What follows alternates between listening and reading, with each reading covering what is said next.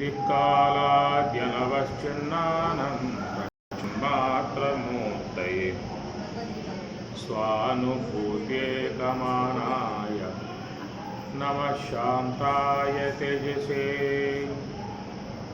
मङ्गलं गुरुदेवाय महनीय गुणात्मने सर्वलोकशरण्याय साधुरूपाय मङ्गलम् वसुदेवसुतं देवं कंसचाणूरमर्दनं देवकी परमानन्दं कृष्णं वन्दे जगद्गुरुं कृष्णं वन्दे जगद्गुरुम् अच्युतोऽस्मि महादेव तव कारुण्यलेशतः विज्ञानघनयेवास्मि शिवोऽस्मि मतः परम् स्कंदोपनिषत्तु రెండవ మంత్రం న నిజం నిజవద్భాతి అంతఃకరణ జృంభనాత్ అంతఃకరణనాశేన సంవిన్మాత్రస్థితో హరిః న నిజం నిజవద్భాతి అంతఃకరణ జృంభనాత్ న నిజం నిజవద్భాతి అంతఃకరణ జృంభనాత్ అంతఃకరణనాశేన సంవిన్మాత్రస్థితో హరిః అంతఃకరణనాశేన సంవిన్మాత్రస్థితో హరిః అంతఃకరణ జృంభణ. ఇక్కడ స్కందదేవుల వారు కుమారస్వామి వారు అంతఃకరణ జృంభణతో అంతఃకరణం యొక్క ప్రభావ కారణముగా న నిజం నిజవద్భాతి న నిజం నిజవద్భాతి న నిజం వాస్తవికముగా లేనటువంటిదై ఉన్నటువంటి దాన్ని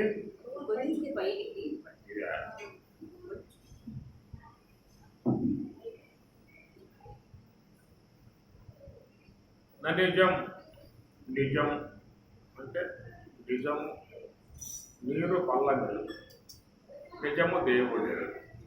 నిజం సామెత లోకంలో నిజం అంటే వాస్తవం,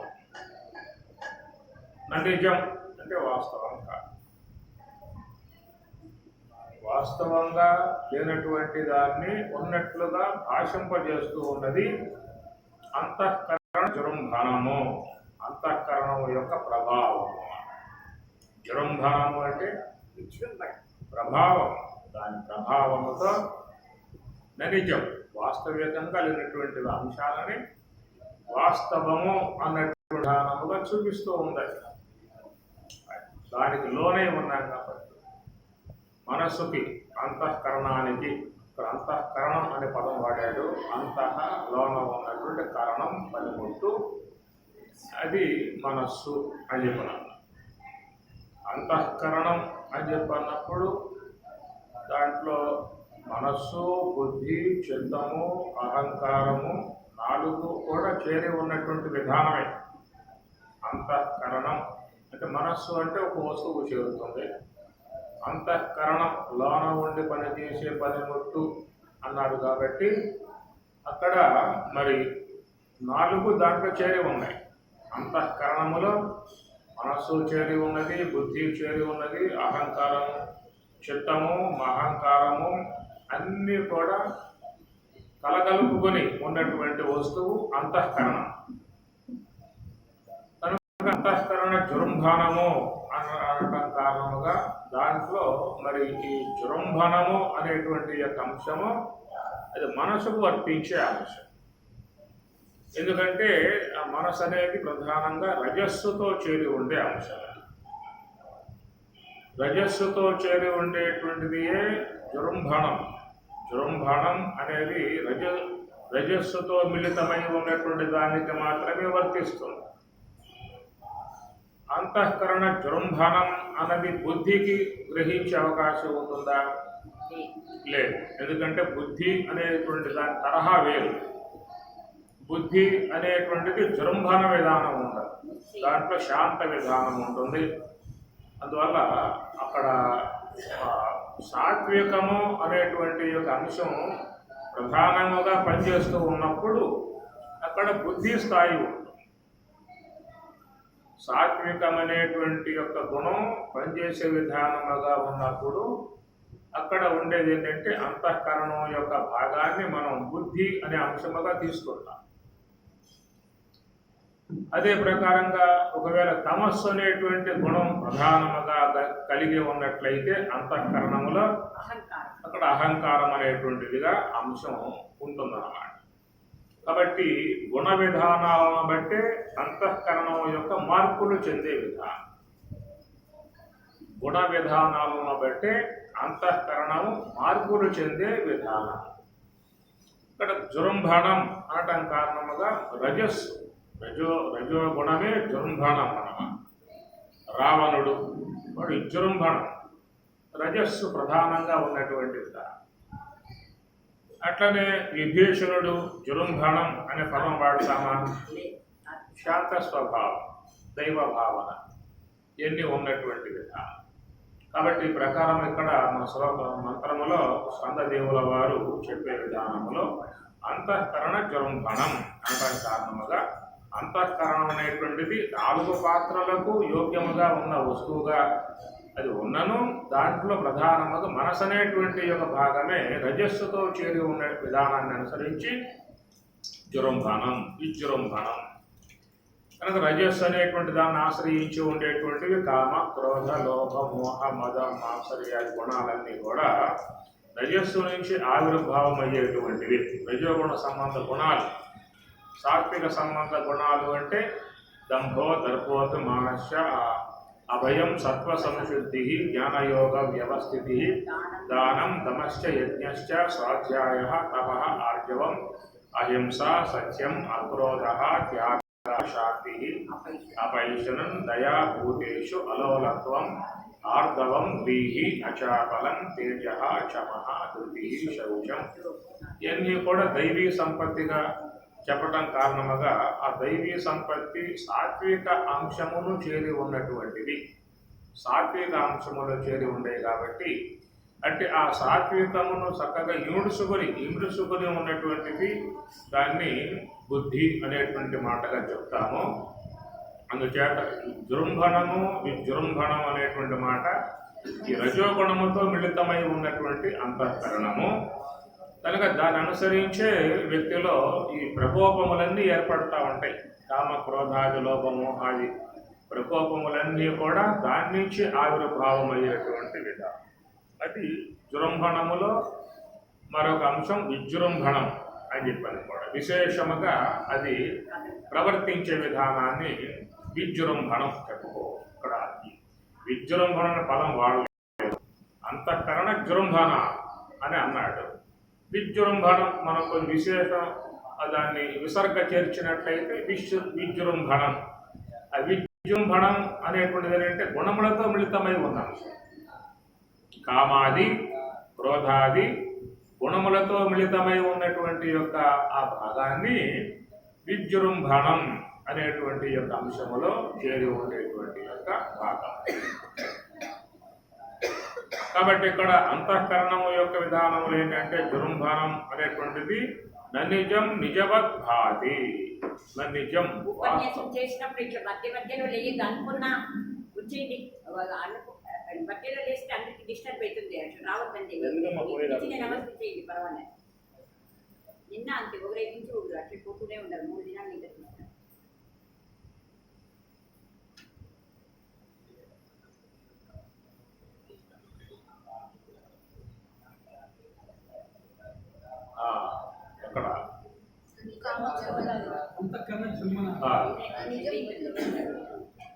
అంతఃకరణ జృంభణ.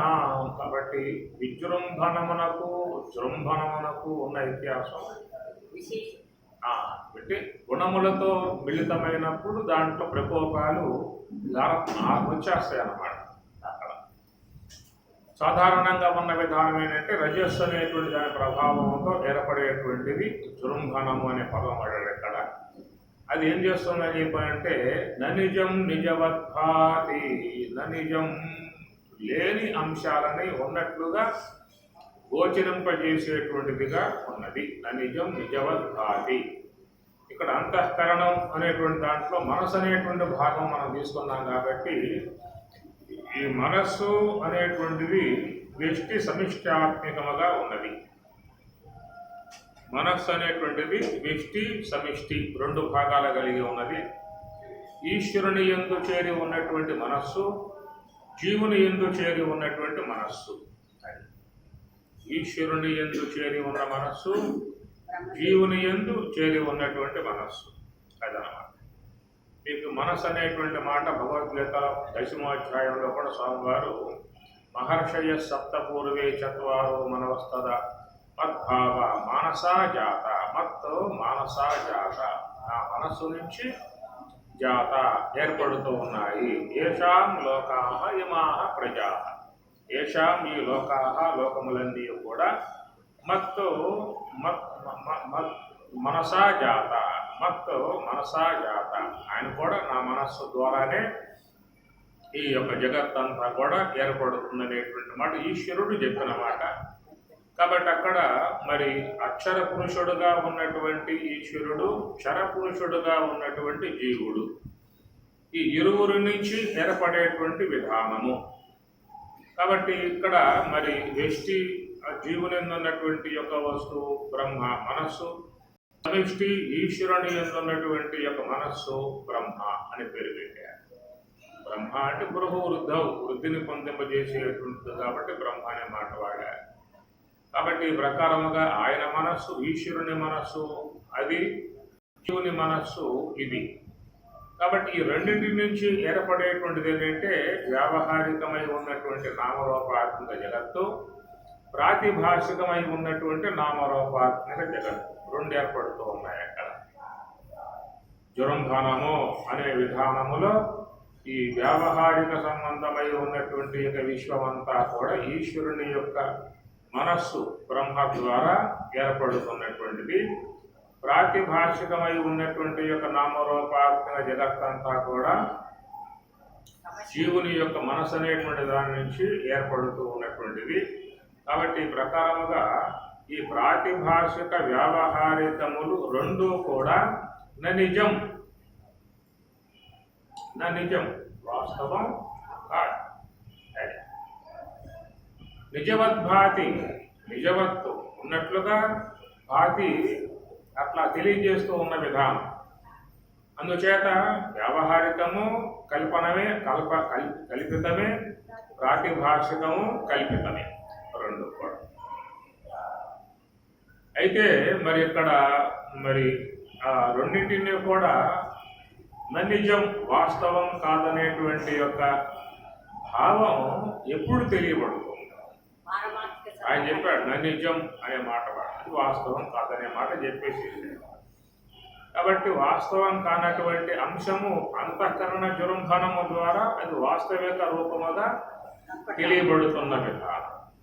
దానికి ఏమన్నాడు? అంతఃకరణ నాశేన సన్మిన్మాత్ర స్థితో హరి.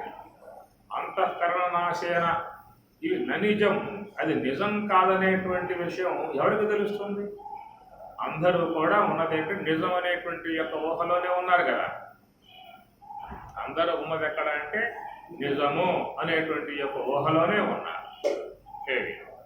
అట్లాగా ప్రాతిభాషికమై ఉన్నటువంటి దాని యందు నిజం అనేటువంటి యొక్క ఊహలోనే ఉన్నారు. వ్యావహారికమై ఉన్నటువంటి జగత్తు విషయంలో కూడా వాస్తవం అనేటువంటి భావంలోనే ఉన్నారు.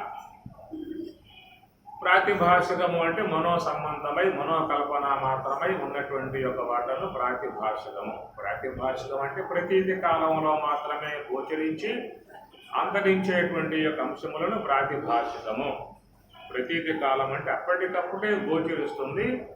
దాని యొక్క పూర్ణ అస్తిత్వం దాని యందు ఏ విధంగా లేదన్నమాట.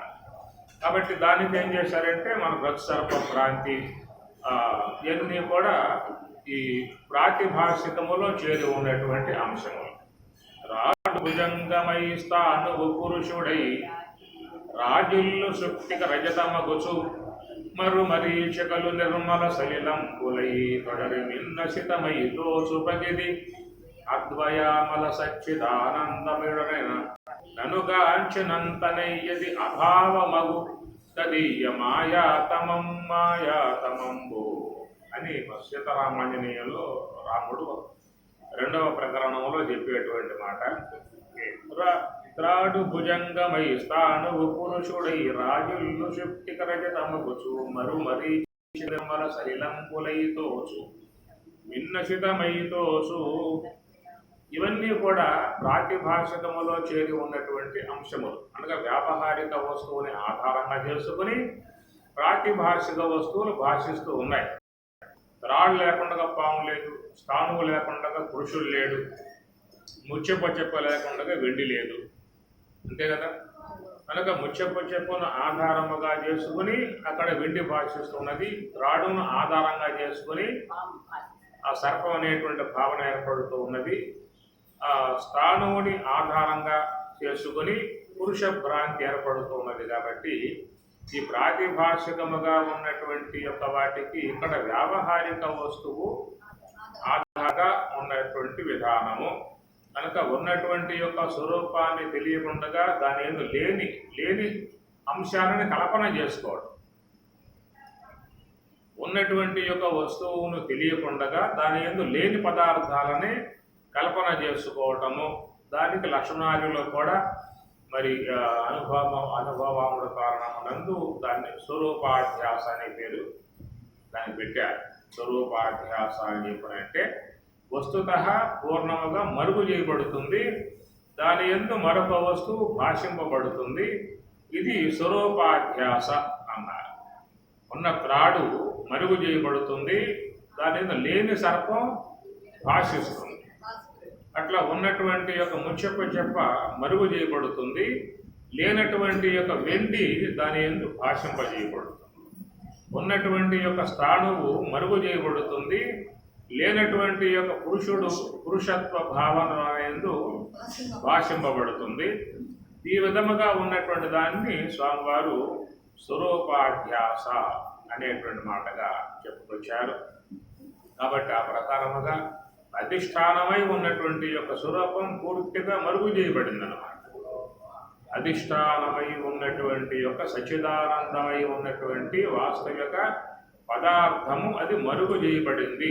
మరుగు చేయబడి దాని యందు నిజం నిజవత్వాలు వాస్తవికముగా లేనటువంటి యొక్క అంశములు దాని యందు భాషిస్తూ స్వరూపాన్ని మరుగు చేశాయి.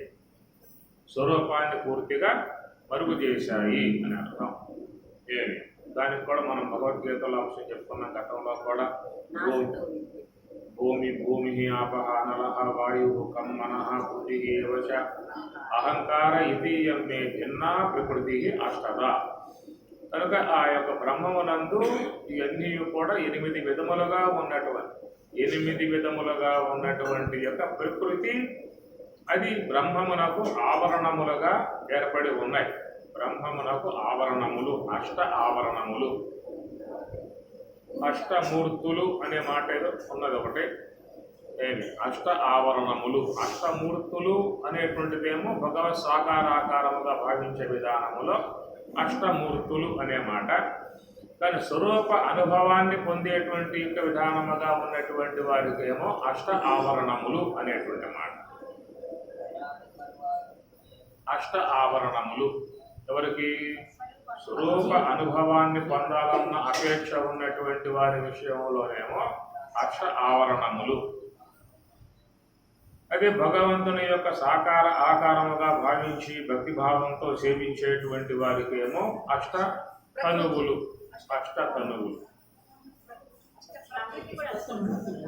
అష్టమూర్తి గుర్తు దేవ పూజనం అని రమణుడు ఆటవాడు.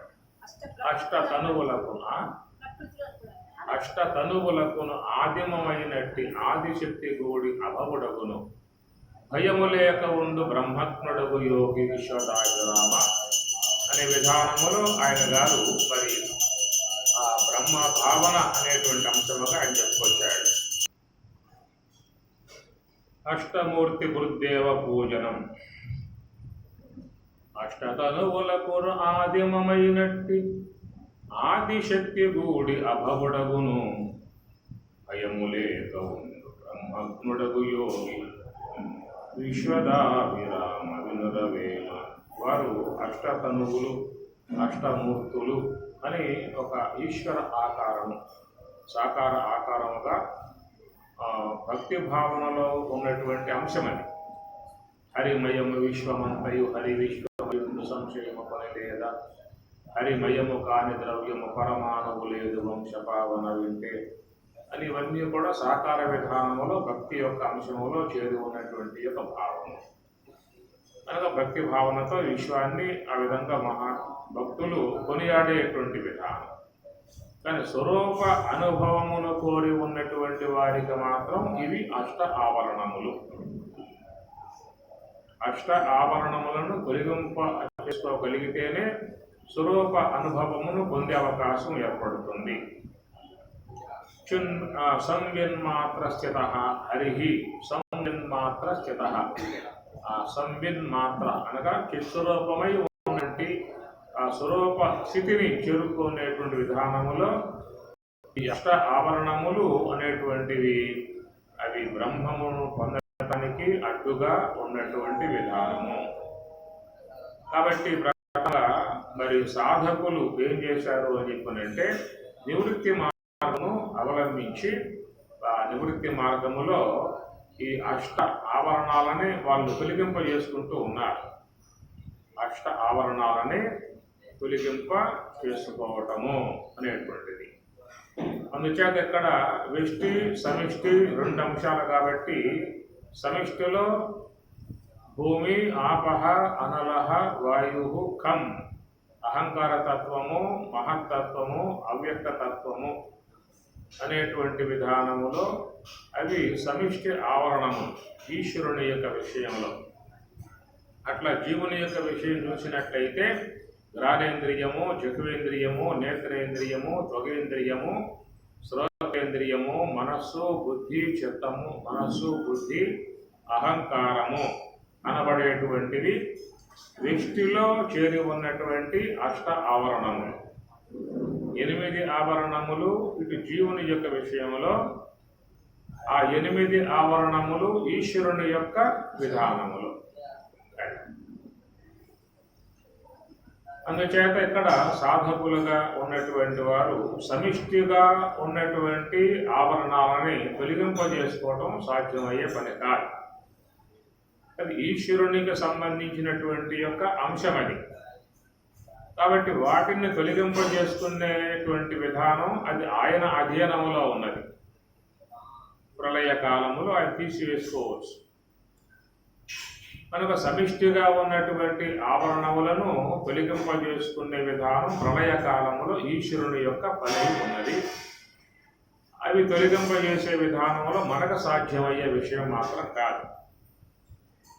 ప్రత్యేగాత్మగా కలిగి ఉన్నటువంటి యొక్క మన విధానములో వ్యష్టిలో చేరి ఉన్నటువంటి అష్ట ఆవరణములుగా ఉన్నటువంటి మరి ఈ ఘ్రాణేంద్రియము, జఠ్వేంద్రియము, నేత్రేంద్రియము, త్వగేంద్రియము, శ్రోత్రేంద్రియము, మనస్సు, బుద్ధి, అహంకారము అనేటువంటి వాటిను తొలగింపజేసుకోవటానికి సౌలభ్యత అది జీవుని యొక్క విషయంలో ఉంది. కాబట్టి ఈ ప్రకారముగా అష్ట ఆవరణములను తొలగింపజేసుకుని మరి ఆ శుద్ధ బ్రహ్మ స్థితి, ప్రత్యేగాత్మ స్థితి, అహం బ్రహ్మాస్మి స్థితి పొందాలి అని చెప్పన్నట్లయితే ఇక్కడ మరి ప్రాతిభాషికమై ఉన్నటువంటిది, వ్యావహారికమై ఉన్నటువంటి 2 జగత్తులుగా చెప్పుకుంటూ ఉన్నాం. ఈ ప్రాతిభాషికముగా ఉన్నటువంటి జగత్తు అంతఃకరణ జృంభణం, అంతఃకరణము యొక్క విధానము నుంచి ఏర్పడేటువంటి ప్రాతిభాషిక నామరూపాత్మిక జగత్తు. దీన్ని మనం ముఖ్యంగా తొలగింపజేసుకోవలసి ఉంటుంది. కనుక సర్వ సంకల్ప సన్యాసి యోగా ఆరూఢ అని స్వామి చెప్తారు. సర్వ సంకల్ప సన్యాసి అన్నాడు. దుస్సంకల్ప సన్యాసి అనే ఆయన వాడలే. దుస్సంకల్ప సన్యాసి అంటే చెడు సంకల్పాలను మాత్రమే తొలగించుకోండి, మంచి సంకల్పాలను పెట్టుకోండి అనే భావం వస్తుంది దుస్సంకల్ప సన్యాసి అంటే. అందువల్ల ఆయన ఆ పదాలేం వాళ్ళ దుస్సంకల్పములు అని సుసంకల్పములని. ఇది మనకు చేరి ఉన్నటువంటి యొక్క అంశం, మన వ్యవహారానికి చేరి ఉన్నటువంటి అంశం. మనమేమంటాం, అయ్యా చెడు సంకల్పాలు పెట్టుకోమాక మంచి సంకల్పాలు పెట్టుకో. ఇది మన వ్యవహారానికి సంబంధించిన అంశము. చెడుగా ఆలోచించవద్దు, మంచిగా ఆలోచించు అంటాం కదా. చెడ్డ ఆలోచనలు చేయమాక, మంచి ఆలోచనలు చెయ్యి.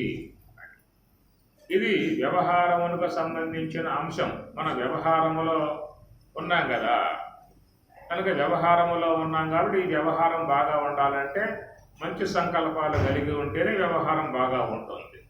చెడు సంకల్పములు కలిగి ఉన్నట్లయితే వ్యవహారం కొంచెం ఇబ్బందికర పరిస్థితి అవుతుంది.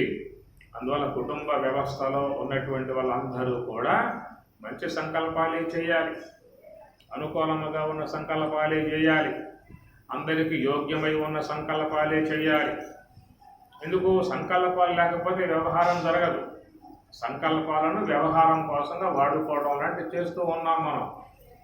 సంకల్పం వ్యవహారానికి అవసరమై ఉన్నది. పరమార్థ విషయంలో సంకల్పములు బంధమై ఉన్నది, వ్యవహార విషయంలో ఆలోచనలు అవసరమై ఉన్నది. ఆలోచనలు చేయాలి.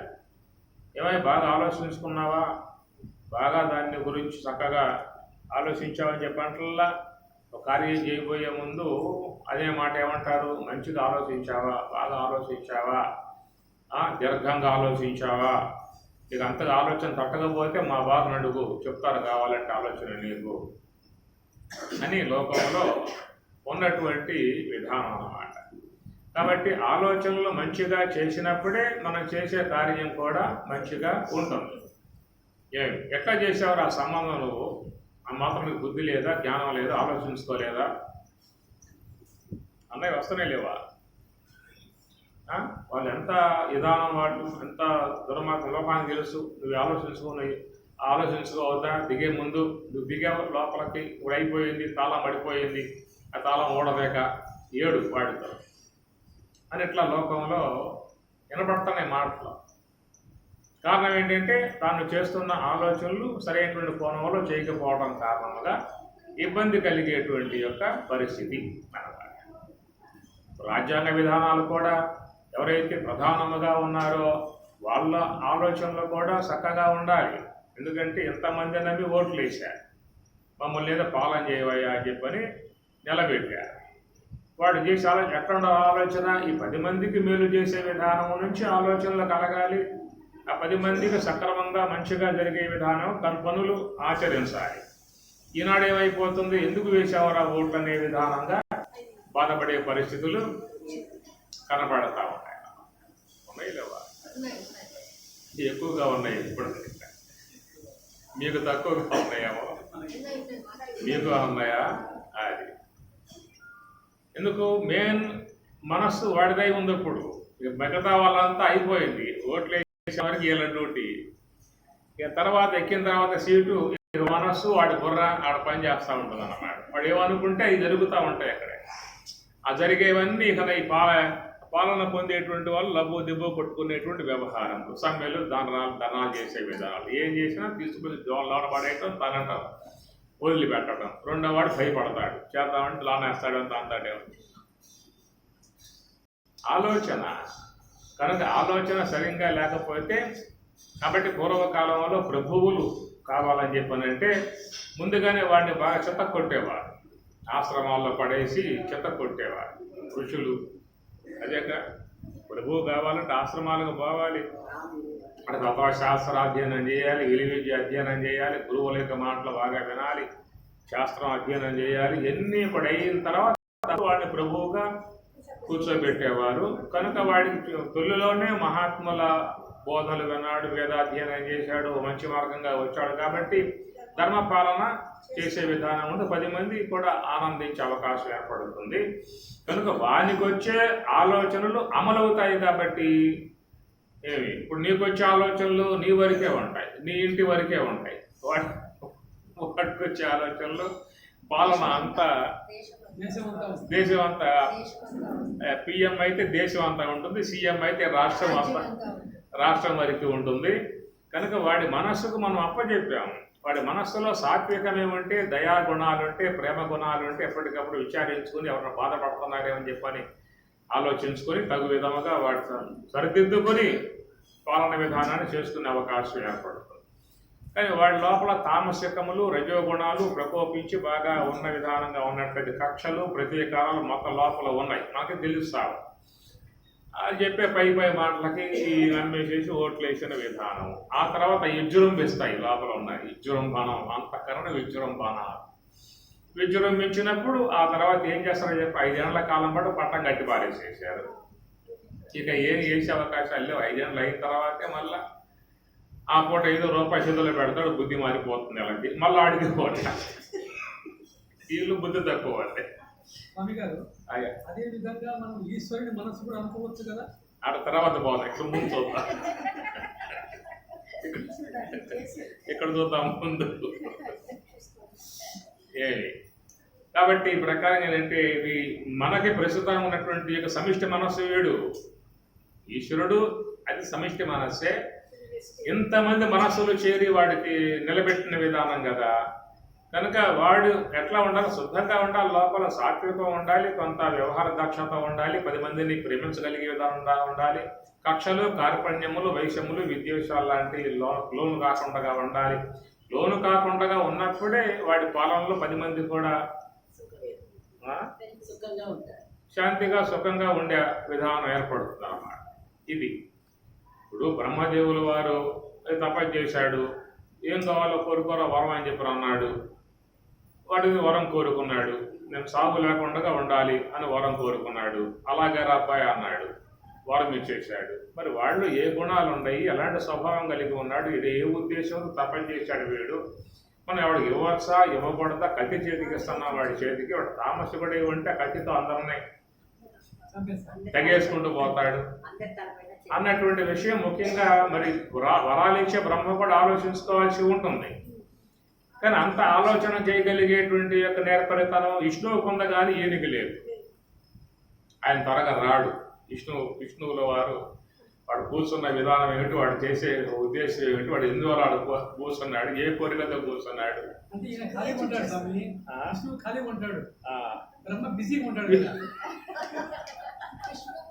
అంటే అంతలాగా ఆలోచించే అవకాశాలు లేవు. ఏదో తపస్సు చేశాడా, వచ్చాడా, ఆ మొహాన్ని పడేసి వెళ్ళిపోయాడా, అయిపోయాడు.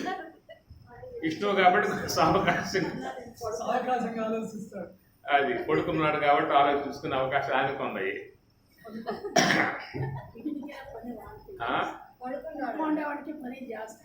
మరీ జాస్తి. కాబట్టి ఏంటంటే ఇక్కడ విష్ణువు అని చెప్పినప్పుడు ఆయన సాత్వికుడు, సత్వగుణం ప్రధానంగా ఉన్న స్వామి విష్ణువు కాబట్టి సాత్వికుడు ఆలోచిస్తాడు.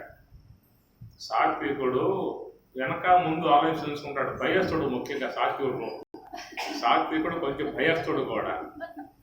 రజోగుణం గలవాడి తెగింపు ఎక్కువ ఉంటుంది వాడికి. సాగు సంపటం, సాధయామి పాదయామి విధంగా. కాబట్టి ఏంటంటే విష్ణువు ఎందువల్ల ఆ విధంగా అని చెప్పానంటే ఆయనలో సాత్విక ప్రధానం. సాత్వికుడు కాబట్టి సాత్వికుడు ఎప్పుడూ కూడా ఏ కార్యం విషయంలో కూడా వెనక ముందు ఆలోచించుకుంటాడు, పక్క వాళ్ళ సలహా కూడా తీసుకుంటాడు, కొంచెం వేసి ఉండి పరిణామాలు కూడా చూసుకునే వాడు దిగుతాడే తప్ప పక్కన దిగడు. అది సాత్వికుడు ఉండేటువంటి లక్షణం అన్నమాట. ఈ బ్రహ్మ ఏమిటంటే రజోగుణ స్వభావం కలవాడు. ఆలోచించే విధానం ఉండదు. రజోగుణముతో వ్యవహరించేటువంటి వారు టక్కన చేసి పారేస్తారు. చేయటం పశ్చాత్తాపాలు పడటం. ఎందుకు పోయానా, ఎందుకు పోవాలి, పోయి తినిపో, ఎందుకు దాంట్లో ఉండవాలి, కొంటి తినిపో, ఎందుకు మడుగు చూడవాలి, చూసి తినిపో, ఎందుకు కాలు పెట్టవాలి, పెట్టి తినిపో, ఎందుకు పడవాలి, పడి తినిపో, ఎందుకు ఆమె నవ్వాలి, నవ్వేనపో. ఇది రజోగుణ విధానం కలిగి ఉన్నటువంటి యొక్క వ్యక్తులలో చాలా వరకు జీవితంలో పశ్చాత్తాపాలే ఉంటాయి. పశ్చాత్తాపాలంటే పశ్చాత్ అంటే ఆ తర్వాత తాపం, అయ్యో ఇట్లా అయిపోయింది, అట్లా అయిపోయింది, అట్లా చేసా తొందరపడ్డా అనేవన్నీ కూడా ఈ రజోగుణం. కాబట్టి మనకి బ్రహ్మ రజస్సు యొక్క గుణం కలిగి ఉన్నాడు కాబట్టి పోతాడు, వరాలు ఇచ్చేస్తాడు. వరాలు ఇచ్చిందాక వాడు పొగుడుతాడు, నువ్వు అంతటి వాడివి, ఇంతటి వాడివి, బ్రహ్మాత్మ భూసర జ్యేష్ఠ పరమేష్ఠి పితామహ హిరణ్య గర్భ లోకేశ స్వయంభూ శతరానన దాత అభ్యయోని విరీక్షి విధాత విశ్వసృట్టు విధి అని ఈ విధంగా ఆ పొగడటంతో ఉబ్బి తబ్బిబ్బులైపోయి పరిస్థితి అన్నమాట. ఇక దాంతో నీకేం కావాలి కోరుకోవాలని చెప్పి అంటాం, వాడు కోరుకోవటం, నువ్వు వెళ్ళిపోయి చాలు ఇచ్చావు కదా అక్కడికి వీడియో కాదు. అదే మన పురాణాలన్నీ కూడా అంటే మానవునిలో ఏర్పడేటువంటి యొక్క ఒక స్వాభావిక ప్రవృత్తులను మనకి పురాణాల ద్వారా వాళ్ళు చూపించిన విధానం. కనుక ఈ ప్రకారంగా ముఖ్యంగా వ్యక్తిలో ఒకవేళ రజస్సు తమో గుణాలు కలిగి ప్రకోపించే విధానాలుగా ఉన్నట్లయితే వాడి వల్ల వాడి కుటుంబం ముందు సఫర్ అవుతుంది. ఆ కుటుంబంలో భార్య బిడ్డలుగా సఫర్ అవుతారు.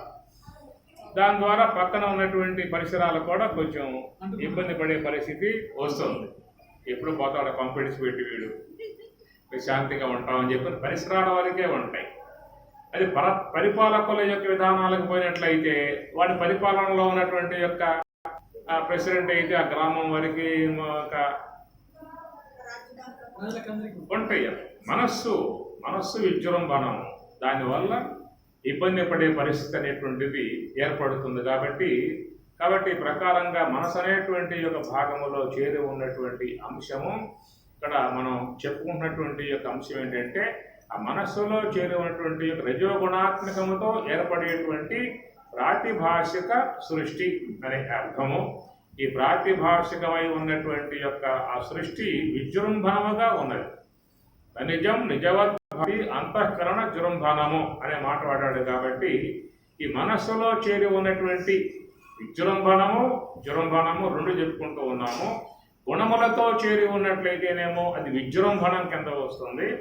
కేవలం ఆలోచనలు అనేటువంటి అంశముతో చేరి ఉన్నట్లయితేనేమో జృంభణము అనే అంశము.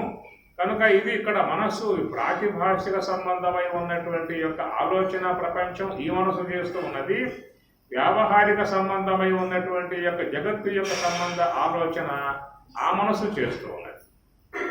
ఆ మనస్సు చేయటం వల్ల వ్యావహారిక సంబంధమై ఉన్న జగత్తు దానివల్ల ఆవిర్భావం అయ్యింది అని, ఇక్కడ ఈ మనస్సు చేయటం వల్ల ప్రాతిభాషికమై ఉన్నటువంటి యొక్క సృష్టి విధానము కలుగుతుందని చెప్పేసి. కాబట్టి ఆలోచన సంకల్పము అనేటువంటి కాడ ఏం చెప్పుకున్నాము అనేటువంటిది ఏంటంటే సర్వసంకల్ప సన్యాసి అనే మాట స్వామివారు వాడేసేసారు. మనం దాని మీద ఏం ఆలోచించామంటే వ్యవహారానికి ముడిపడి ఉన్నాం కాబట్టి సర్వసంకల్ప సన్యాసం అనేది వ్యవహారంలో కుదరదు. సంకల్పం లేకుండా వ్యవహారం చేస్తావా? కుటుంబంలో ఉన్నావు, సంసారంలో ఉన్నావు, సమాజంలో ఉన్నావు, 10 మందితో చేరి ఉన్నావు. కాబట్టి ఇక్కడ చేరి ఉన్నాం కాబట్టి వ్యవహార సిద్ధి అనే అంశం మీద సంకల్పం అనేది అవసరము. ఆ సంకల్పం అనేది ఏంటంటే సుసంకల్పం అనే దానికి పోవాలి మనం. దుస్సంకల్పాల దగ్గరికి పోకూడదు. దుస్సంకల్పంలో చేస్తే వ్యవహారం కుంటుపడి ఇబ్బందులు కలిగే అవకాశం ఉంటుంది. కాబట్టి మంచిగా ఆలోచించు అనేటువంటి యొక్క అంశం. ఇది వ్యవహారం సిద్ధింపజేసుకోవటానికి గల విధానం. పరమార్థం సిద్ధింపజేసుకునే విధానం అన్నప్పుడు సర్వసంకల్ప సన్యాసి, ఇది ఆయన చెప్పినమాట. సర్వసంకల్ప సన్యాసి కనుక అన్ని సంకల్పములు కూడా వదలాల్సి ఉంటుంది పరమార్థం సిద్ధింపజేసుకోవటానికి, బ్రహ్మమును చేరుకోవటానికి అన్నమాట. కాబట్టి అందుచేత పారమార్థికము ఒకటి, వ్యావహారికము అన్నారు. పారమార్థికము వ్యావహారికము. కాబట్టి వ్యావహారికము అన్న కాడేమో సంకల్పములు అవసరం అనేటువంటి అంశం వచ్చింది. పారమార్థికము అనేటువంటి కాడేమో సంకల్పములు బంధము. మన ఏవ మనుష్యానాం కారణం బంధమోక్షయో బంధాయ విషయాసక్త ముక్త్యై నిర్విషయం. ఇది మన స్కందోపనిషత్తు కూడా అమృత బిందోపనిషత్తులో మనోహి ద్విధం ప్రోక్తం శుద్ధం చ అశుద్ధమేవ చ అశుద్ధం కామ సంకల్పం శుద్ధం శుద్ధం కామ గౌరజితం అనేటువంటి మాటలు మనకి ఉపనిషత్తులలో వచ్చేటువంటి యొక్క అంశములు కాబట్టి ఇక్కడ రెండు అంశములు చెప్పుకున్నాం. వ్యవహారం ఒకటి, పరమార్థం ఒకటి. కనుక వ్యవహారములో ఉండి సంకల్పములు చెయ్యి, కానీ ఆ చేసే సంకల్పములు మంచి చెయ్యి, సాత్వికముతో ఉన్న సంకల్పాలు చెయ్యి. ఇప్పుడు స్వామివారు లక్ష్మణ్ గారే తీసుకోండి, ఆయన పరమార్థాన్ని పొంది ఉన్న మహానుభావుడు, బ్రహ్మానుభవాన్ని పొంది ఉన్న మహానుభావుడు. ఆయన కూడా వ్యవహారంతో సంబంధం పడ్డాడు. బ్రహ్మానుభవాన్ని పొందినప్పటికీ కూడా వ్యవహారంతో సంబంధం పడ్డాడు. వ్యవహారం రావాల్సిందే, ప్రారంభం ఉన్నంత వరకు బ్రహ్మానుభవాన్ని పొందినా కానీ మళ్ళీ వ్యవహారం రావాల్సి ఉంటుంది. రమణ మహర్షి అయినా, లక్ష్మణారులైనా, వివేకానంద ఎవరైనా కానీ బ్రహ్మానుభవాన్ని పొందితే సంచితము ఆగామి రెండు పోతాయే తప్ప ప్రారంధం మాత్రం ఉంటుంది. భూతం దుష్కృతం ప్రదహత అసంవిన్మయే పావకే ప్రారబ్ధాయ సమర్పితం స్వవపు ఈ శరీరానికి ప్రారబ్ధాయ సమర్పితం ఇత్యేష మనీషా మమ. కనుక జ్ఞానాగ్నిలో ఆ సంచిత కర్మ ఆగామి కర్మ రెండు కూడా దగ్ధమైపోయినా కానీ ప్రారబ్ధం మాత్రం ఉంటుంది. కనుక ప్రారబ్ధానుగుణ్యముగా వారు పారమార్థికంలోకి పోయినా కానీ వ్యవహారంలోకి రావాల్సి వస్తుంది. కాబట్టి ఈ వ్యవహారంలోకి వచ్చినప్పుడు వాళ్ళకే సంకల్పాలు ఏర్పడతాయి. ఆ సంకల్పములు ఏర్పడ్డాయి కాబట్టి ఇన్ని గ్రంథాలు మీకు వచ్చాయి. 11 బోధ, వేద రహస్యములు, ఇంకా దేవుడు, సోపానములు, ఇన్ని ఉన్నాయి. అనుభవమృతరణము, సంభాషణలు, స్వరాజ్య గీత, గీత మదనము, గీత నవనీతం, ఇన్ని రావడం కారణం ఏమిటి అంటే సంకల్పములే. ఇది సంకల్పాల్లో భాగమే. కనుక వారు చేసే సంకల్పములు లోకహితార్థములుగా ఉన్నాయి. వారు చేసే సంకల్పాలు లోకహితార్థము, లోకానికి మేలు చేసేటువంటివిగా వాళ్ళ సంకల్పాలు ఉంటాయి. సంకల్ప రహిత స్థితికి కూడా వాళ్ళు వెళ్ళిపోయే విధానం వాళ్ళ చేతుల్లో ఉన్నది. సర్వ సంకల్ప సన్యాసి, సర్వ సంకల్పాలను కూడా త్యజించి స్వరూప స్థితిలో ఉండగలిగే సామర్థ్యం వాళ్ళ పొందాలన్నమాట. వాళ్ళ రెండు పక్కల వాళ్ళకి ఆ యొక్క విధానం ఉన్నది. కనుక పరమార్థంలో సర్వ సంకల్ప సన్యాస విధానములు స్వరూపానుభవముతో ఉంటారు. మరి ఈ ప్రారంభం ఉండటం కారణముగా వారు మళ్ళా ఆ యొక్క స్వరూపము నుండి బయటకు వచ్చినప్పుడు, వ్యావహారికంలోకి వచ్చినప్పుడు అక్కడ మనస్సుని మంచిగా వాడుకుంటారు. ఆ మనస్సుతో మంచినే ఆలోచిస్తారు.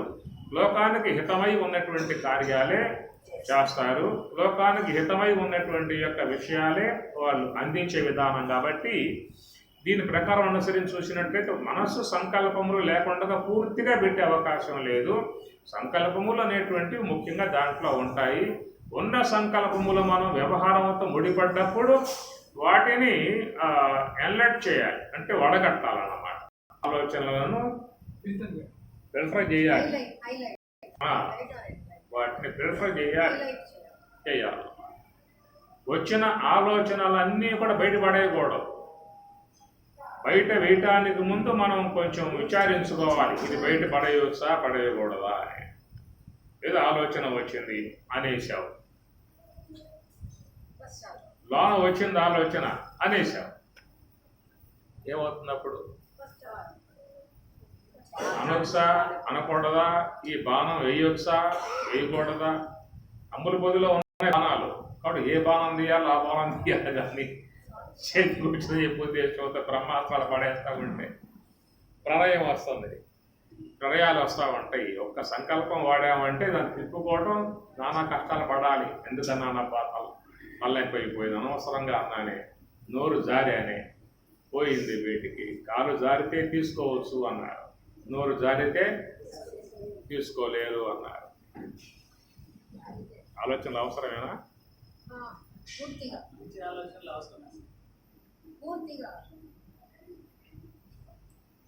కాబట్టి మనసు అనే దాని నుంచి రజస్సు దాంట్లో చేరి ఉంది కాబట్టి రజో సంబంధమై ఉన్న ఆలోచనలు కాకుండా సాత్విక సంబంధమై ఉన్నటువంటి యొక్క ఆలోచనలు చేయాలి. కాబట్టి ఆలోచన బంధం అందెక్కడ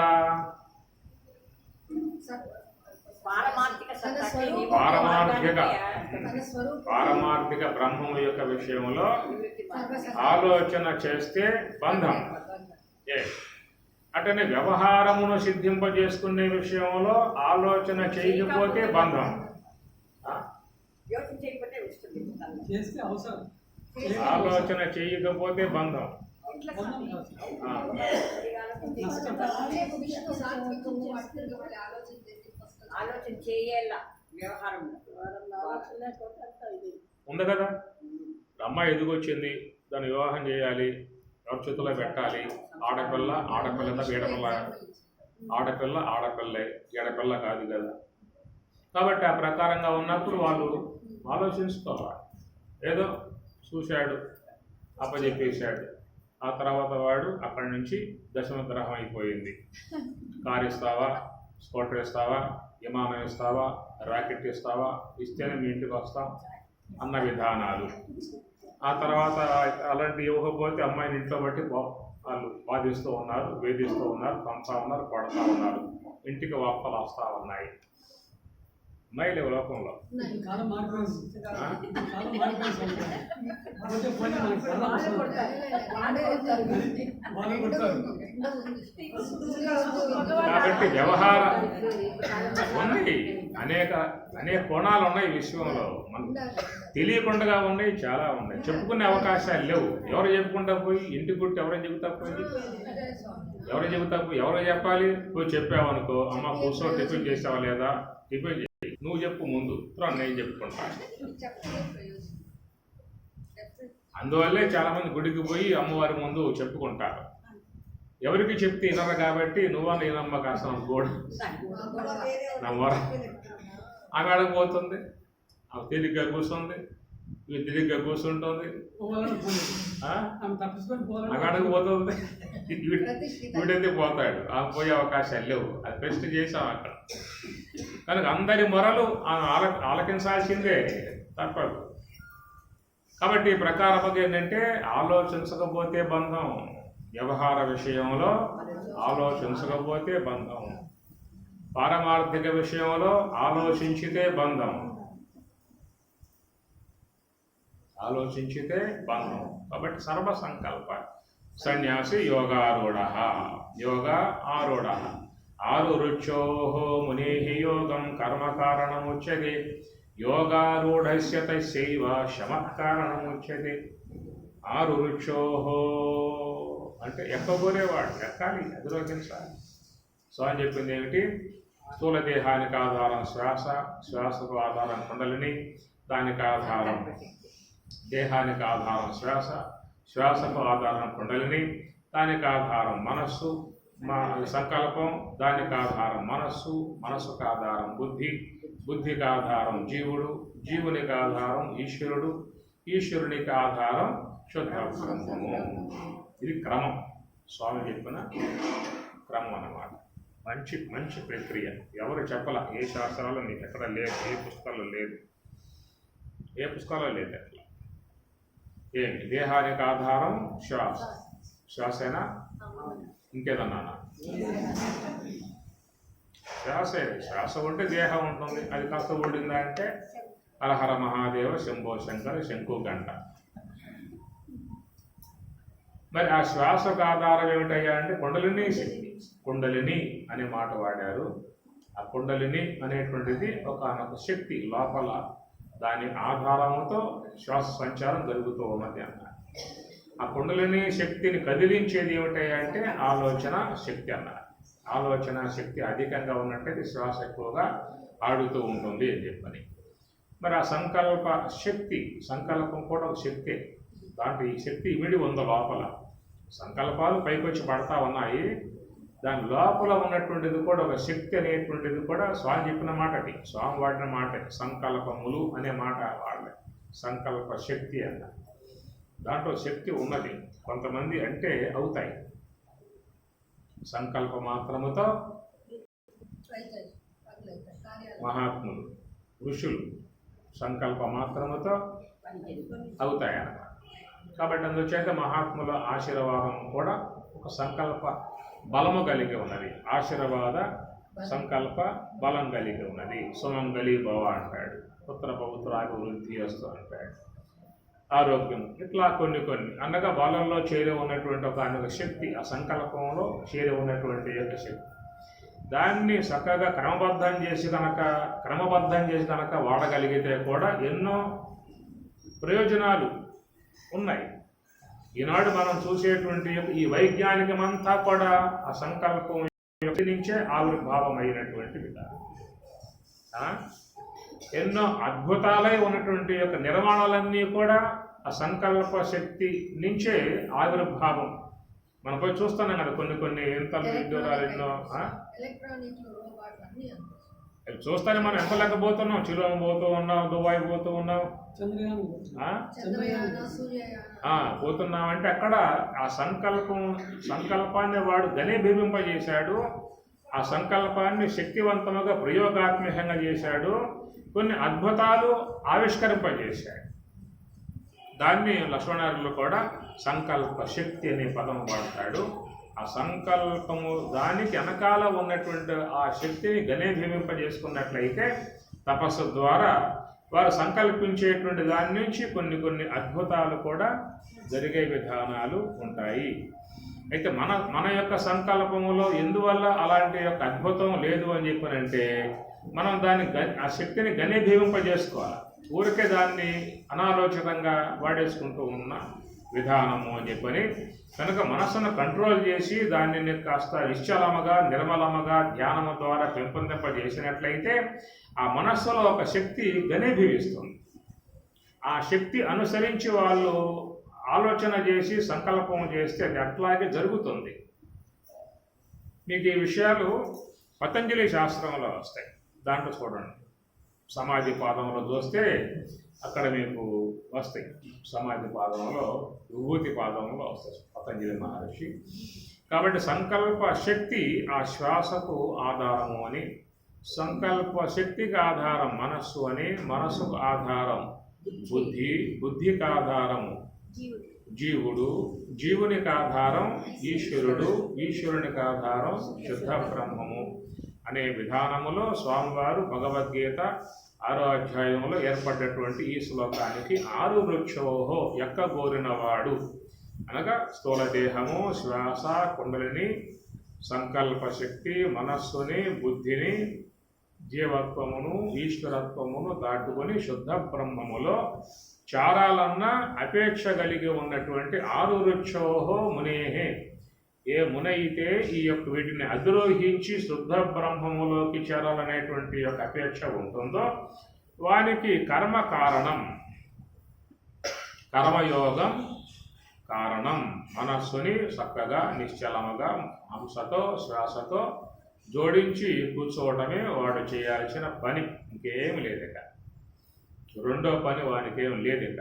శ్వాసతో మనస్సును జోడించి కూర్చుంటే వాడు 6 వృక్షోహో అన్నీ కూడా అధిరోహించి శుద్ధ బ్రహ్మములో చేరిపోయే పరిస్థితి వాడికి ఏర్పడుతుంది.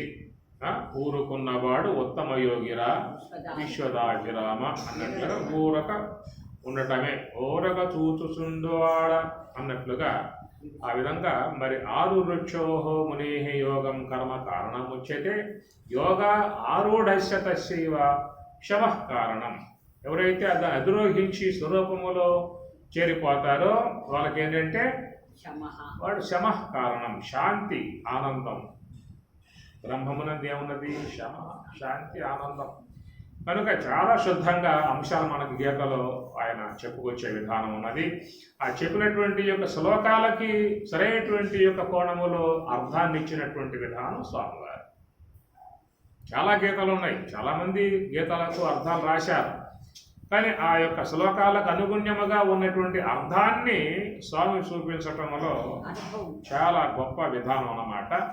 అది మీకు అంతటి సూటి విధానం మీకు ఇతర వాళ్ళు రాసినటువంటి యొక్క రచనలలో మీకు అందదు. ఇప్పుడు మధ్యాహ్నం కూడా మీకు కొంత భగవద్గీతలో అలాంటి మౌలికముగా ఉన్నటువంటి అంశాలు మీకు వస్తాయి. అంటే స్వామివారి యొక్క ఆ పోకడ, ఆ శ్లోకం యొక్క అనుసరించి ఆ శ్లోకానికి అర్థానికి సూటిగా ప్రయాణం చేయటం కూడా, ప్రయాణం చేయటం కూడా చాలా గొప్ప విషయం. ఎందుకంటే ఆ శ్లోకం అనేది నిగూఢముగా ఉంది. అది ఆ శక్తి వృత్తిలో చేరి ఉంది ఆ శ్లోకం. ఆ శక్తి వృత్తి లేకపోతే లక్షణ వృత్తి గోచరించే అవకాశం లేదు. ఆ శ్లోకాలన్నీ శక్తి వృత్తిలో చేరి ఉన్నాయి. ఆ శక్తి వృత్తి వచ్చిన వాళ్ళకే లక్షణ వృత్తి తెలియబడే అవకాశం ఏర్పడుతున్నాం. శక్తి వృత్తి అంటే అది నిగూఢం, తాళం వేసి ఉంది. అది ఆ తాళం తీయటం సామాన్య విషయం కాదు. ఎవరు తీయగలుగుతారు? నీకో శ్లోకం ఇస్తా, తాళం తీసుకొద్దాం. నీకో శ్లోకాలు ఇస్తా, తాళం తీయండి. శ్లోకాలకి మీ వల్ల అవుతుందేమో. తాళం చూపిస్తారంటే మీరు కూడా నిత్యం తాళం చూపిస్తారు, అంతవరకు తాళం తీయలేరు. అర్థమైందా పాయింట్? ఏమర్థమైంది? తాళం తీయలేరు అని అర్థమైంది. అర్థం చెప్పేకి రాదు. తాళము తీసి ఓపెన్ చేస్తే అప్పుడు లక్షణావృత్తి మనకు తెలుస్తుంది. దొరుకుతుంది. కాబట్టి అంతవరకు శక్తి వృత్తిలో నీకు తాళం తీయాలంటే శక్తి వృత్తి కావాలి. తాళం చెవి కావాలి. తాళం చెవి కావాలి. తాళం చేయి కావాలి. నీకు ఆ తాళం చేయి ఉంటే నువ్వు దాన్ని తీయగలుగుతావు. లక్షణ వృత్తి ఏదో చూడగలిగే అవకాశం ఏర్పడు. ఈ వద్ద తాళం చేయి లేదే. గురువు దగ్గర ఉంటే నీ శక్తి వృత్తి వస్తుంది. ఆ శిక్షణ పొందాలి. ఆయన కొడితే దెబ్బలు తినాలి. ఆయన కొడతాడు, దెబ్బలు తినాలి. లక్ష్మణ్ గారు తినలా హిందూపురంలో. ఇప్పుడు అట్లా లేదే పరిస్థితి.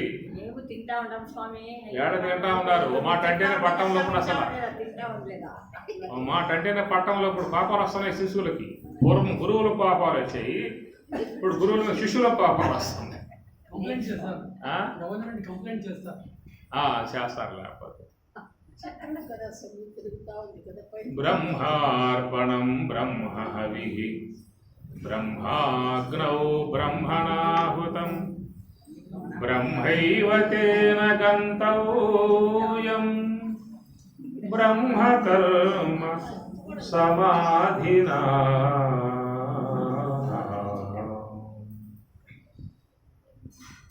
బ్రహ్మార్పణం బ్రహ్మ హవిః. అర్పణం బ్రహ్మం, హవిస్సు బ్రహ్మం. హోమము చేసేవాడు బ్రహ్మం, చేయించేవాడు బ్రహ్మం, అగ్ని బ్రహ్మం, హోమ ద్రవ్యములు బ్రహ్మం, అంతా కూడా బ్రహ్మనే. అర్థమైందా? అంతే. ఇంతే. ఎక్కడ పడ్డ మీకు ఏంటి? బ్రహ్మార్పణం బ్రహ్మ హవిః బ్రహ్మాగ్నౌ బ్రహ్మణాహుతం. అట్టి ఆ యొక్క జ్ఞానాగ్నిలో అర్పణ చేసేటువంటి ఏవైతే ద్రవ్యములు ఉన్నాయో అవన్నీ కూడా, సమిధలన్నీ కూడా బ్రహ్మము. బ్రహ్మ అర్పణం. ఆ అగ్నిలో అర్పించేటువంటి సవిస్సు కానీ, సమిధలు కానీ, ఇతర సుగంధ ద్రవ్యాలు కానీ ఇవన్నీ కూడా బ్రహ్మము అన్నారు. బ్రహ్మ హవిః, హవిస్సు కూడా బ్రహ్మము. ఆహుతి చేసే అగ్ని కూడా బ్రహ్మాగ్నౌ, అది కూడా అగ్ని కూడా బ్రహ్మము. బ్రహ్మణ హుతం అనగా అర్పించేవాడు కూడా బ్రహ్మము. బ్రహ్మైవ తేన గంతవ్యం, చివరికి పొందబడేటువంటి వస్తువు కూడా బ్రహ్మము. బ్రహ్మ కర్మ సమాధిన అని ఈ పదాలు అన్నీ కూడా శ్లోకంలో వాడటం జరుగుతుంది. దాన్ని ఏంటంటే లక్షణావృత్తి, శక్తి వృత్తి, లక్షణావృత్తి పూర్ణముగా ఉన్నటువంటి వారు మనకి ఆ యొక్క ఆ శ్లోక భావాన్ని అందించే అవకాశం ఏర్పడుతుంది. కాబట్టి ఇక్కడ చెప్పిన పదాలు బ్రహ్మ కర్మ సమాధిన నడిచేవాళ్ళు. బ్రహ్మ కర్మ, బ్రహ్మ కర్మ. మామూలుగా అనేక కర్మలు ఉన్నాయి లోకంలో. దేహ కర్మలు, ఇంద్రియ కర్మలు, ప్రాణ కర్మములు, నిత్య కర్మలు, నైమిత్తిక కర్మలు, పుణ్యకర్మలు, పాపకర్మలు, శాస్త్రహిత కర్మలు, నిషిద్ధ కర్మలు. లోకమంతా కర్మ సముదాయమే. కాబట్టి ఈ ప్రకారంగా అందరూ కూడా ఈ కర్మరాశిలో మునగానం, తేలానం లేచిన కాడి నుంచి చేస్తున్న విధానాలే. కాబట్టి ఇట్లు దేహ కర్మలు కానీ, ఇంద్రియ కర్మలు కానీ, ప్రాణకర్మలు కానీ, నిత్యకర్మలు, నైమిత్య కర్మలు చేస్తూ ఉన్నాం.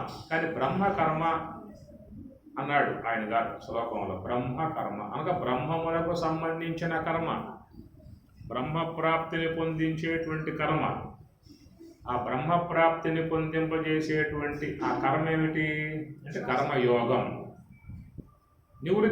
నివృత్తి అనే అంశమే కర్మ. అది నివృత్తి కర్మ అన్నారు. ప్రవృత్తి కర్మ, నివృత్తి కర్మ అనగా బయటికి పోయే కర్మ, లోనికి పోయే కర్మ. అందుచేత ఈ లోనికి పోయే కర్మనే ఉన్నారని నివృత్తి కర్మ అన్నారు.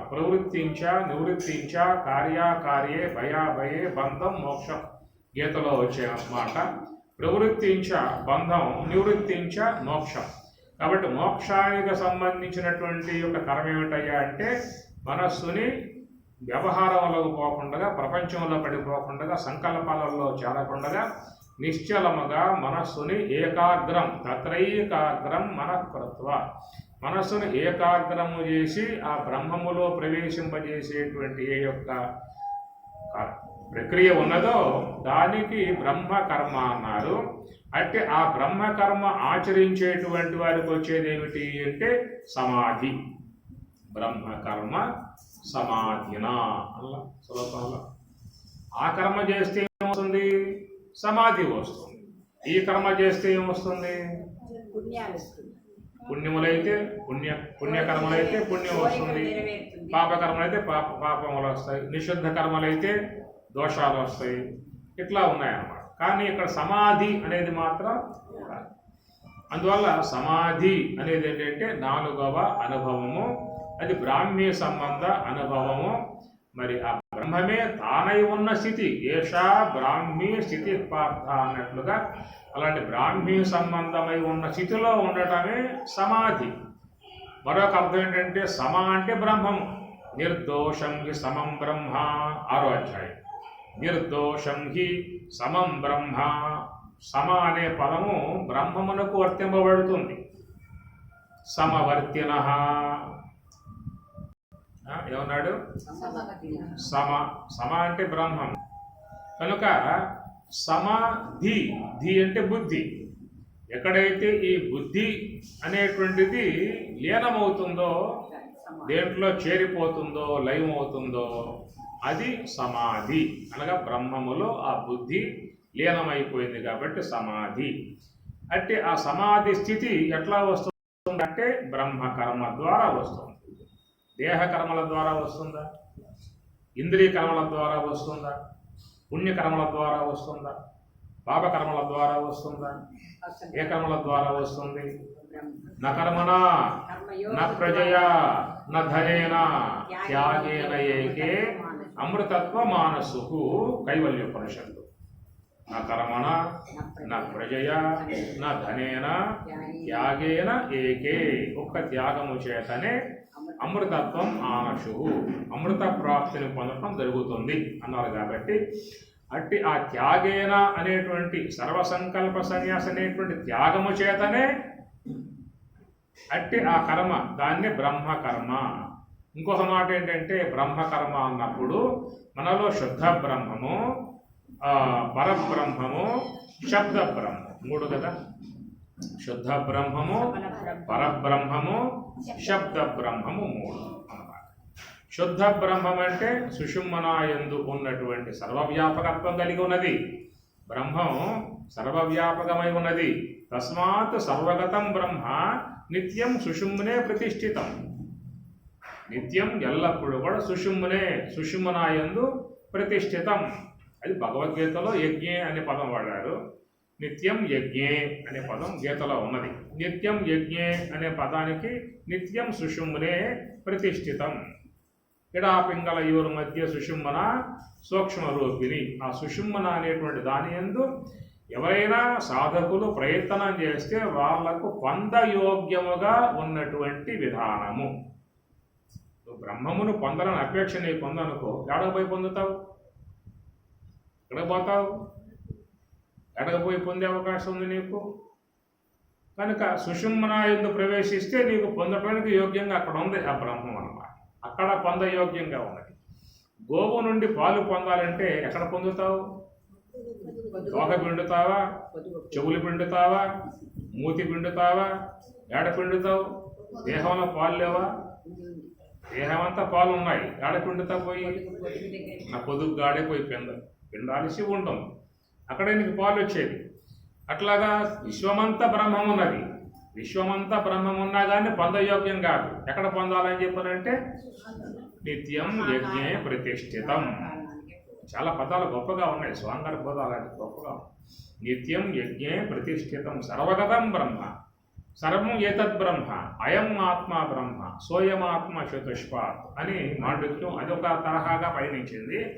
భగవద్గీతలో మాత్రం సర్వగతం బ్రహ్మ నిత్యం యజ్ఞే ప్రతిష్ఠితం అని పదం వాడతాడు. ప్రతిష్ఠితం అంటే ప్రతిష్ట అన్న పదం ఎందుకు వాడతాం? కదలకుండా అక్కడే ఉంటుంది పూర్తి అక్కడే ప్రతిష్ట ప్రతిష్ఠ ప్రతిష్ఠ ప్రతిష్ఠితం ప్రతిష్ట అనే పదం ఎందుకు వాడతామంటే ఎవరైతే తమ యొక్క ఇష్టదైవాన్ని ఆరాధించుకోవటానికి దర్శించుకోవటానికి యోగ్యముగా చేసేటువంటి యొక్క ఆ ప్రక్రియకు ప్రతిష్ట అంటారు. ఎవరు తమ ఇష్టదైవమును దర్శించుకోవటానికి ఆరాధించుకోవటానికి యోగ్యముగా చేసుకునే అంశమును ప్రతిష్ట. నీకు విష్ణు అంటే ఇష్టం అనుకో, ఆలయం కట్టావు, ఆలయంలో ప్రతిష్ఠ చేసావు, రోజు వెళ్తావు, నమస్కారం చేసుకుంటావు, దండం పెట్టుకుంటావు, పూజ చేసుకుంటావు. మిగతా వాళ్ళు చేసుకుంటారు, నీకు ఇష్టం ఆయన అంటే. అట్లా అమ్మవారంటే నీకు ఇష్టం, లలితాదేవి అంటే నీకు ఇష్టం. ఆలయం కట్టావు, నిర్మాణం చేసావు, ఆలయంలో అమ్మవారిని ప్రతిష్ట చేసుకున్నావంటే నీకు ఇష్టమై ఉన్న దేవత కాబట్టి ఆమెను ఆరాధించుకోవటానికి యోగ్యముగా చేసుకున్నావు. అక్కడ అయ్యప్ప స్వామి అంటే ఇష్టం అనుకో, ఆయనకి నీకు ఇష్టం లేకపోవచ్చు, ఆయనకి ఇష్టం. ఆలయం కడతాడు, ఆలయంలో ప్రతిష్ఠ చేసుకుంటాడు, రోజు ఆయన్ని సేవించుకుంటాడు. అందుకే ఎవరెవరికి ఏ ఏ దేవత పట్ల అపేక్ష ఉంటుందో అంటే అపేక్ష గల దేవతను ఆరాధించుకోవడానికి దర్శించుకోవడానికి యోగ్యముగా చేసేటువంటి యొక్క అంశమును ప్రతిష్ఠ అనేటువంటి దానికి అంత వస్తుంది. కాబట్టి ప్రతిష్ఠ చేశారు, ఆలయ స్వామి ప్రతిష్ఠ అని చెప్పారు. మరి ఈ ప్రకారంగా అందరూ కూడా విష్ణు అంటే ఇష్టం, శివుడు అంటే ఇష్టం, రాముడు అంటే ఇష్టం, అయ్యప్ప స్వామి అంటే ఇష్టం, అమ్మవారు అంటే ఇష్టం కాబట్టి కట్టుకుంటూ వచ్చారు, పెట్టుకుని ఆరాధించుకుంటూ ఉన్నారు. ఇప్పుడు నాకు బ్రహ్మం అంటే ఇష్టం, ఇప్పుడు నేనేం చేయాలి? ఆలయం కట్టి ఆలయంలో బ్రహ్మమును ప్రతిష్ఠ చేసుకుని నేను కూడా ఆరాధించుకోవాల్సి ఉన్నది. అవకాశాలు ఉన్నాయి. నీకు విష్ణు అంటే ఇష్టం, అమ్మవారు అంటే నీకు ఇష్టం, అయ్యప్ప స్వామి అంటే నీకు ఇష్టం, ఆంజనేయ స్వామి అంటే ఆయనకి ఇష్టం. అందరూ గుళ్ళు కట్టారు, రోజు పోతున్నారు, అర్చించుకుంటూ ఉన్నారు.